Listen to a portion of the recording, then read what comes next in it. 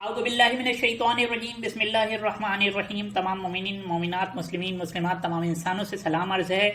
سامعین گرامی، ہم خلافت باطنیہ کے 14ویں ایپیسوڈ تک پہنچ چکے ہیں۔ اس ایپیسوڈ کا نام ہے امام مہدی علیہ السلام کے خلاف سیاہ سازش۔ اگلے ایپیسوڈ میں ہم امام مہدی علیہ السلام کے خلاف سبز سازش جو ہے وہ دکھائیں گے۔ اب سیاہ اور سبز کیا ہے، یہ کسی مکتب کو نہیں کہا جا رہا، کسی مکتب کی نشاندہی نہیں کی جا رہی، بلکہ کچھ کالی بھیڑوں کی نشاندہی کی جا رہی ہے جو کہ امام مہدی علیہ السلام کی دشمن ہوں گی، اور ان کے لیے راستہ ہموار کرنے والے کچھ نادان افراد جو کہ خود نہیں جانتے ہیں کہ وہ اس کے اہلکار بن رہے ہیں، اعلی کار بن رہے ہیں، تو اب ہم آپ کو جلد از جلد اس موضوع سے آشنا کریں گے۔ بھلے ہی میرے چینل کو سبسکرائب کریں نہ کریں، مگر یہ ایپیسوڈ پورا اینڈ تک دیکھیے گا، ضروری پیغام ہے یہ امام مہدی علیہ السلام کی لیے ریکارڈ کر رہا ہوں میں، یعنی کہ آپ امام مہدی علیہ السلام کے بارے میں یہ ضرور جانیں کہ ان کے دشمن کون کون ہوں گے۔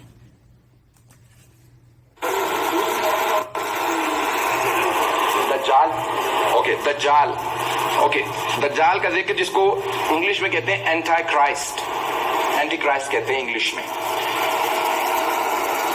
ہمارے نبی نے، اور ان سے جو روایات ہیں صحابہ کی بھی ہیں، لیکن حضرت علی علیہ السلام کی زیادہ روایات ہیں۔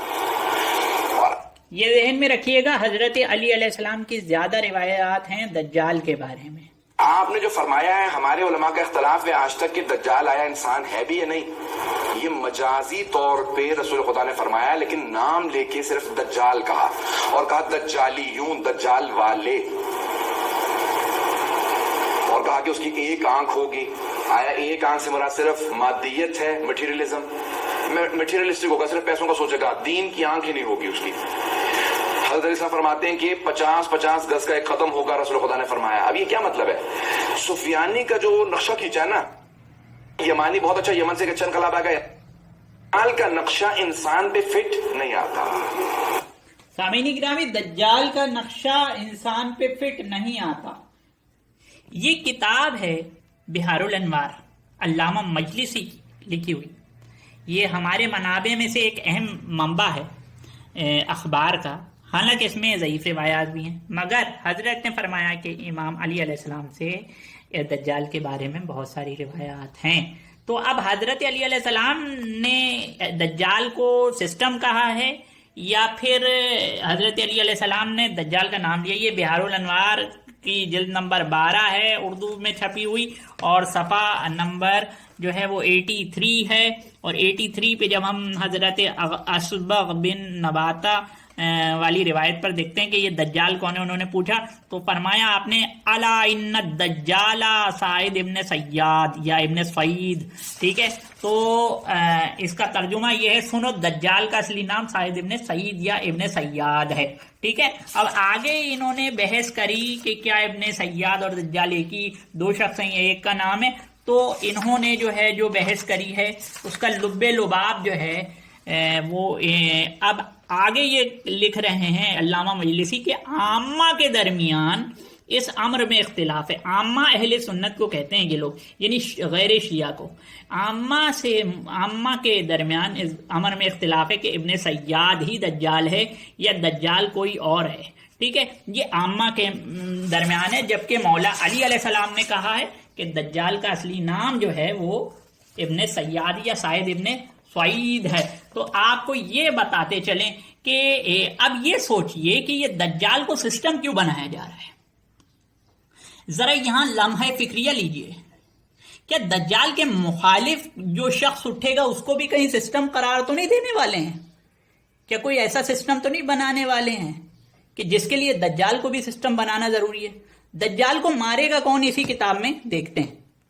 دوبارہ سے بہار الانوار صفحہ نمبر 289، یہ یوم نوروز، یوم ظہور امام علیہ السلام۔ اب یہاں لکھا ہے، امام جعفر صادق علیہ السلام سے روایت ہے کہ یوم نوروز وہ دن ہے جس میں ہم اہل بیت کا قائم ظہور کرے گا اور انہیں دجال پر پتہ ہوگی اور وہ دجال کو کناسہ کوفہ میں سولی چڑھا دیں گے، مولا امام مہدی علیہ السلام سولی چڑھا دیں گے۔ تو اب یہ ذرا غور کرنے کی ضرورت ہے کہ کہیں کوئی سسٹم تو ایسا نہیں ہے کہ جس کو مہدی بنانے پر کچھ لوگ تلے ہوئے ہیں، تو اب وہ کون سا سسٹم ایسا ہو سکتا ہے، وہ کون سی ایسی ولایت ہو سکتی ہے جو ولایت مہدی کے اگینسٹ آئے؟ ایک چھوٹا سا واقعہ ہے کہ پہلے بہت دیسی مرغیاں ہوا کرتی تھیں، تو بچوں کو دیسی انڈے پسند تھے، ان کی طاقت بھی ہوتی تھی۔ پھر ظاہر ہے کہ دیسی مرغیاں جو ہے وہ کم ہو گئیں تو وہ غذائیت مل نہیں سکی۔ اب لوگوں نے فارمی مرغیاں جو ہے وہ پالیں اور اس کے بہت سارے انڈے ہوتے ہیں۔ تو پھر آج کل کے بچے جو ہے نا، جو فارمی کھانے والے ہیں انڈے، وہ ان کو دیسی انڈے پسند نہیں ہیں، وہ کہتے ہیں کہ بھئی ہمیں یہ نہیں چاہیے۔ ایسا ایٹیٹیوڈ کس کا ہوگا؟ ذرا سا عقل کا استعمال آپ کو بھی کرنا ہوگا۔ ہم آگے لے چلتے ہیں، آپ کو اتنا سوچنے کی ذمہ داری آپ کی۔ یہ وہی کتاب بحار الانوار۔ اچھا، جیسے کہ مثال کے طور پر اللہ کے نزدیک تو مثال خواہ مچھر کی بھی ہو تو کوئی قباحت نہیں کرتی ہے۔ ہم ایک اور مثال دیتے ہیں، جیسے اصلی شہد اور نقلی شہد۔ نقلی شہد یعنی کہ فارم میں بنایا ہوا شہد، کیونکہ اصلی شہد جو ہے وہ نایاب ہو گیا ہے، تو فارم میں بنایا ہوا شہد، مگر کچھ لوگوں کو اتنا ذائقہ لگ چکا ہے فارم کے شہد کا کہ وہ اصلی شہد پر اس کو فوقیت دینے لگے ہیں، یا چاہتے ہیں کہ دنیا سے اصلی شہد ختم ہو جائے، خالی فارم والا شہد رہ جائے۔ ایسے کچھ لوگ ہوں گے جو امام مہدی علیہ السلام سے کچھ مطالبہ کریں گے، امام مہدی علیہ السلام کے دشمن ہوں گے۔ 453 پر اسی بحار الانوار کی 12ویں جلد میں کچھ لوگ امام کو جواب دیں گے کہ ہمیں تمہاری ضرورت نہیں ہے، تم واپس چلے جاؤ۔ سامعین گرامی، واپس لکھا ہے، واپس چلے جاؤ۔ ایک ہوتا چلے جاؤ، ایک ہوتا واپس چلے جاؤ۔ واپس چلے جاؤ وہی کہتا ہے جو جس کو معلوم ہوتا ہے، جس کا عقیدہ ہوتا ہے کہ ایک مرتبہ ہی حضرت آ چکے ہیں۔ تو سمجھدار کے لیے اشارہ کافی ہے۔ اب یہ کون سا سسٹم ہے جو امام مہدی علیہ السلام کی جگہ لینا چاہتا ہے؟ ذرا ہم آگے بھی آپ کو دکھاتے ہیں۔ یہ وہی کتاب ہے بحار الانوار۔ یہ بہت جامع اور اہم کتاب ہے، حالانکہ اس میں ساری جو ہے وہ روایات صحیح نہیں ہے، ہمارا بھی یہی دعویٰ نہیں ہے، مگر کیا ہر چیز جو ہے وہ اتفاق ہے جو ہم دکھا رہے ہیں؟ ذرا دیکھتے رہیے گا ضرور، یہ آپ کا اور مولا کا معاملہ ہے۔ دیکھیے، جب بھی امام مہدی علیہ السلام یا امامت پر کوئی بھی سوال اٹھاتا تھا یا کسی بھی شیعہ کو کوئی شک ہوتا تھا تو ائمہ اس کو کون سی آیت کی تلاوت سے جو ہے وہ اس کا شک دور کرتے تھے؟ جو ہم نے پچھلے ایپیسوڈ میں سنائی تھی، اولی الامر والی۔ اولی الامر والی آیت مولا نے بار بار استعمال کری ہے جب بھی فتنہ اٹھا ہے، شک اٹھا ہے امام کے لیے، امام کے حوالے سے لوگوں کے دل میں۔ تو یہ دیکھیے گا ذرا، صفحہ نمبر 774 پہ امام سے منسوب ہے کہ اے لوگوں تمہیں کیا ہو گیا ہے، تم کیوں شک و حیرت میں مبتلا ہو؟ کیا تم نے اللہ کا یہ قول نہیں سنا کہ وہ ارشاد فرماتا ہے یا ایھا الذین آمنوا اطیعوا اللہ واطیعوا الرسول واولی الامر منکم؟ اے اہل ایمان، اللہ کی اطاعت کرو اور رسول کی اطاعت کرو اور اولی الامر کی اطاعت کرو، ٹھیک ہے، اور ان کی اطاعت کرو جو تم میں اولی الامر ہیں۔ کیا تم یہ نہیں جانتے کہ اس کے لیے احادیث صحیحہ وارد ہوئی ہیں جن میں تمہارے گزشتہ اور آئندہ ائمہ کے لیے بتا دیا گیا، ائمہ بتا دیے گئے ہیں، ائمہ ہیں۔ اب صفحہ نمبر 784، کیا کچھ لوگ ماضی میں مرتد بھی ہوئے تھے؟ اور اگر مرتد ہو گئے تھے تو امام ان کو جو ہے وہ ہدایت کس آیت کی طرف راغب کر کے دلواتے تھے؟ وہ یہی آیت تھی کہ جب محمد بن ابراہیم محضیار سے روایت کی ہے کہ وہ مرتد ہو کر شک میں مبتلا ہو کر وارد عراق ہوا تو وہاں ایک توقی برآمد ہوئی۔ توقی کہتے ہیں امام مہدی علیہ السلام کے خط کو یا کوئی ایسا میسج جو خود بخود برآمد ہوا ہو ادھر، تو جس میں یہ تحریر تھا۔ کیا تحریر تھا؟ کہ محضیار سے کہہ دو تم نے اپنے اطراف میں بسنے والے ہمارے شیعوں کے متعلق جو کچھ بیان کیا ہے وہ میں سمجھ گیا، مگر تم ان لوگوں سے پوچھو کہ کیا تم نے یہ قرآن کی آیت نہیں سنی جس میں اللہ فرما رہا ہے یا ایھا الذین آمنوا اطیعوا اللہ واطیعوا الرسول واولی الامر منکم، اولی الامر کی اطاعت کرو۔ سامعین گرامی، جب مرتد ہو جاتے تھے نا تو اولی الامر کی آیت سے لوگوں کو جو مرتد بھی ہو جاتے تھے ان کو امام ہدایت دے دیتے تھے۔ اب اگر کسی کو مرتد کرنا ہے یا لوگ مرتد ہو رہے ہیں تو اس کی وجہ کیا ہے؟ اس کی وجہ یہ کہ اس آیت پر ہو سکتا ہے اس کے ترجمے پر جو اولی الامر آ رہا ہے اسی کو بدل دیا جائے۔ دیکھیے کہ کیسے بدلا جا رہا ہے۔ یہ کتاب ہے اسلامی حکومت اور فقہ ولایت فقی۔ اس کتاب کے صفحہ نمبر 59 پر جب ہم دیکھیں گے تو یہ اب جو لوگ ترجمہ کر رہے ہیں اہل تشیع کتاب ہے، یہ دیکھ لیجئے دوبارہ سے، یہ امام خمینی کے نظریات کی روشنی میں تعلیم و تربیت لاہور، ٹھیک ہے۔ تو یا ایھا الذین آمنوا اطیعوا اللہ واطیعوا الرسول واولی الامر منکم، اطاعت کرو اللہ کی، اطاعت کرو رسول کی، اور جو تم میں سے صاحبان حکومت ہوں ان کی اطاعت۔ صاحبان حکومت کی اطاعت کہہ رہے ہیں آپ یہ، اور صاحبان حکومت کون ہیں؟ ابھی ہم چند صفوں بعد آپ کو دکھا بھی دیتے ہیں کہ کون ہے بھائی صاحبان حکومت۔ یہ دیکھیں اولی الامر سے ولی الامر نکلا ہے، یہ دیکھیں صفحہ نمبر 86 پہ جب آپ آئیں گے تو آپ کو لہذا آج اور ہمیشہ ایک ولی امر یعنی ایسے حاکم کی ضرورت ہے جو نظم اور اسلامی قانون نافذ کرے۔ اب یہ کیا ہے کہ یہ کیا ائمہ اہل بیت مراد ہیں؟ یہ کہہ رہے ہیں نہیں، مراد یہ کہ حکومت کی تشکیل کے لیے لوگوں کی ہدایت کے لیے ہدایت کے لازم ہونے کے سلسلے میں مذکورہ عنوان ولی الامر آیا ہے، نہ کسی معین شخص مثلا حضرت علی کا نام، یعنی ائمہ کا نام نہیں ہے، اس میں کسی شخص کا ہونا ضروری ہے، ٹھیک ہے۔ اس بنا پر ہر زمانے میں اسلامی نظام کا چلانا، کوئی نظام آ رہا ہے، میں نے کہا ہے سسٹم آئے گا، اس شخص کا فرض ہے جس پر ولی الامر عنوان منطبق ہوتا ہے۔ آج ولی الامر امام بنتا جا رہا ہے، یقین نہیں آتا تو دیکھیے۔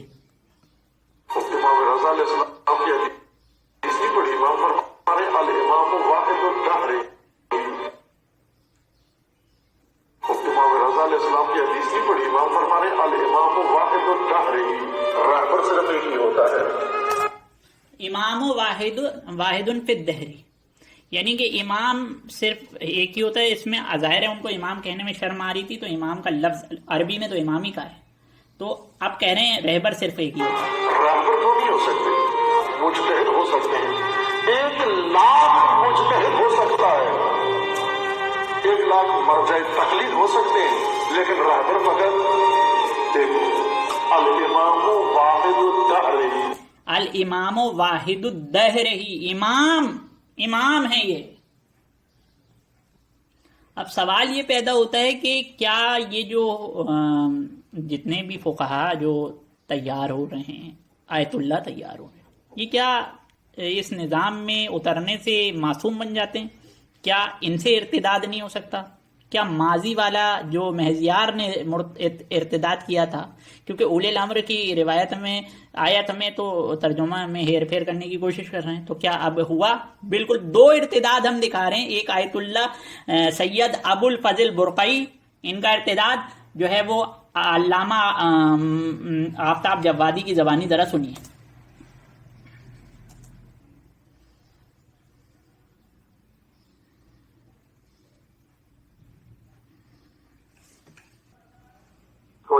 جوادی صاحب ایک چیز اور کلیئر کر دیں، انٹرنیٹ کے اوپر ایک کوئی آیت اللہ نظمہ شیخ سید ابو الفضل برقعی کلی ہے رضوی برقعی، جی ان کے مطابق یہ باتیں پھیلائی جا رہی ہیں کہ وہ اس بات کے بھی قائل ہو گئے تھے کہ امام مہدی علیہ السلام والا عقیدہ جو ہے یہ بھی وضع کیا گیا، اس کا قرآن میں کوئی شعبہ نہیں ہے، جیسے جاوید احمد غامدی میں فرماتے ہیں، اور وہ کہتے تھے یہ امامت والا عقیدہ بھی بالکل جو ہے یہ یعنی اس پہ کوئی نصوص موجود نہیں ہے، یہ وضع کیا گیا ہے، اس پہ بھی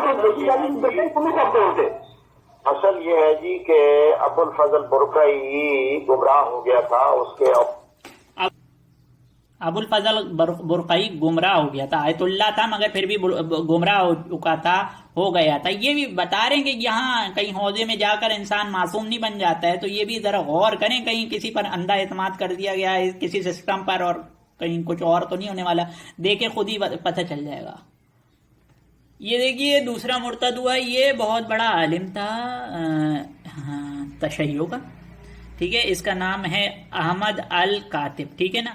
یہ باقاعدہ طور پہ حوزہ علمیہ، یہ کربلا میں پیدا ہوا، اور کیا کہتے ہیں اس کے بارے میں آپ سرچ کر سکتے ہیں. اور یہ حوزہ علمیہ عراق میں ہے، حوزہ علمیہ نجف میں پڑھا، مگر پھر شیعہ علماء جو برحق علماء ہیں انہوں نے پھر جب دیکھا کہ یہ تو بھائی اس کے نظریات کچھ مختلف ہیں امام مہدی سے تصادم والے، تو اس کو مار کے بھگایا. پھر وہ ایران چلا گیا اور پھر ایران میں اس نے ریڈیو اسٹیشن قائم کیا، مگر اور حوزہ قم میں پڑھا، مگر پھر ظاہر ہے کہ پھر ادھر بھی اہل حق علماء تشیع نے اس کو پہچان لیا اور اس کو بھگا دیا.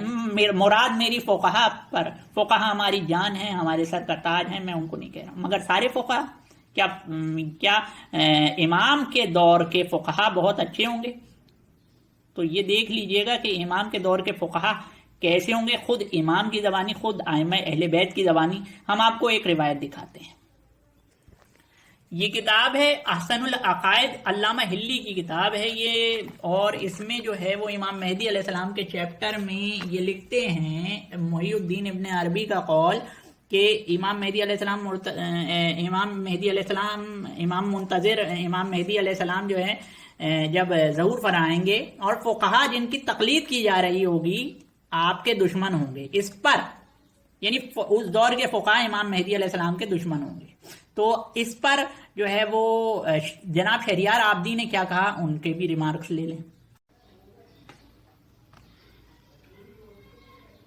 فقہا کی تقلید کی جا رہی ہوگی آپ کے دشمن، کہ یہ قول علامہ ہلوی کا نہیں ہے، بلکہ یہ قول انہوں نے نقل کیا ہے امام زمان علیہ السلام کی تائید میں محی الدین عربی کا. اور محی الدین عربی اپنی اور کتابوں میں بھی جب کہتے فقہا تو ان سے ان کی مراد تھی مذاہب اربعہ اہل سنت، کیونکہ محی الدین عربی اہل سنت کے عالموں میں سے تھے.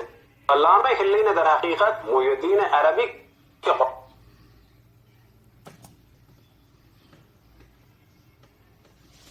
سامعین گرامی، انہوں نے کہا کہ یہ محی الدین ابن عربی کا قول ہے. بالکل ہم بتا بھی چکے تھے کہ محی الدین ابن عربی کا قول ہے. آئیے اس قول کی جانب دوبارہ سے چلتے ہیں. یہ قول جو ہے وہ احسن العقائد کتاب، جو کہ شرح ہادی اشر جو ہے، اس کتاب کی شرح سرکار علامہ ہلی نے لکھی تھی، اس کا ترجمہ ہے. اچھا، اس میں جو ہے وہ صفحہ امام مہدی علیہ السلام کے ٹاپک پہ جب ہم آتے ہیں تو امام مہدی علیہ السلام کے ٹاپک پہ ہمیں جو ہے وہ مل جاتا ہے آرام سے. یہ رہا 310، یہ 311 پہ آپ کو ملے گا کہ وہ فقہا جن کی تقلید کی جا رہی ہوگی وہ جو ہے تو اب یہ کہہ رہے ہیں کہ ان سے مراد جو ہے ان سے مراد تھی کہ وہ ائمہ اربعہ، یعنی کہ جو اہل سنت کے 4 فقہا وہ تو انتقال کر چکے ہیں بہت عرصے پہلے. جن کی تقلید کی جا رہی ہوگی بنفس نفیس خود دشمن ہوں گے. بھائی فقہا اس دور کے فقہا دشمن ہوں گے. اب کس مسلک میں یا کس باب میں، کس گروہ میں، کس قوم میں فقہا بچے ہیں یہ بھی ذہن میں رکھا جائے. اور اس دور کے امام کے دور کے فقہا امام کے دشمن ہوں گے. مگر آگے بھی سن لیجئے، لیکن آپ کی تلوار کے خوف اور رعب اور رعب و دبدبا نیز مال دنیا. اب یہ پتہ نہیں کون سے مال دنیا والی بات ہے کہ لالچ کی وجہ سے آپ کے زیر اثر ہو جائیں گے. تو یہ ذہن میں رکھا جائے کہ یہ کچھ فقہا ہوں گے انہی کے دور میں ہوں گے. یہ وہ 4 فقہا نہیں ہیں جن کے بارے میں آپ گھما رہے ہیں لوگوں کو. اب آپ کو امام علی علیہ السلام کا قول دکھاتے ہیں کہ رسول اکرم صلی اللہ علیہ وسلم کی حدیث دکھاتے ہیں کہ اس دور کے فقہا کیسے ہوں گے. بہار الانوار، اور اس کے جب ہم صفحہ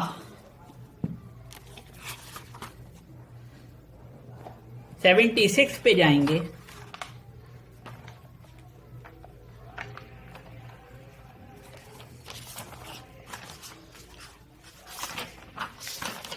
تو ہمیں علماء دین اور فقہا بدترین ہوں گے.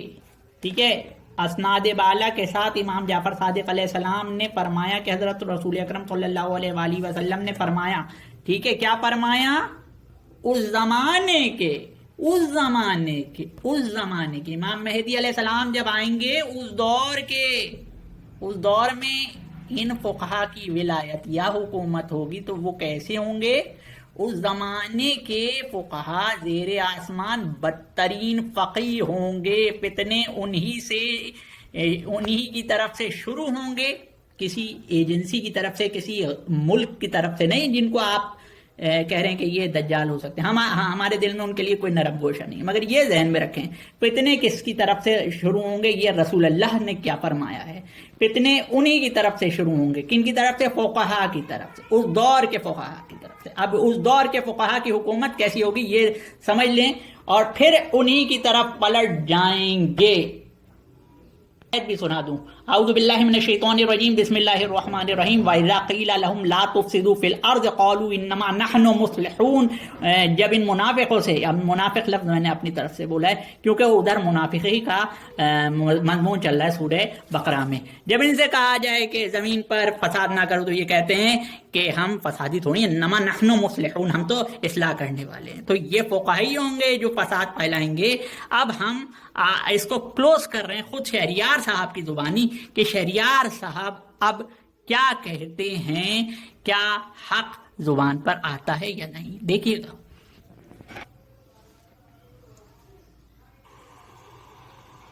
اب یہاں پر ہم چند ان لوگوں کی بھی توجہ دلائیں کہ جو قوم میں اختلاف ڈال رہے ہیں، اور اگر کوئی دفاع کرتا ہے عقائد شیعہ کا تو وہ اور ان کی پوری مشنری پیچھے لگ جاتی ہے گالیاں دینے کے لیے اور تہمتیں لگانے کے لیے اور MI6 کا بنانے کے لیے.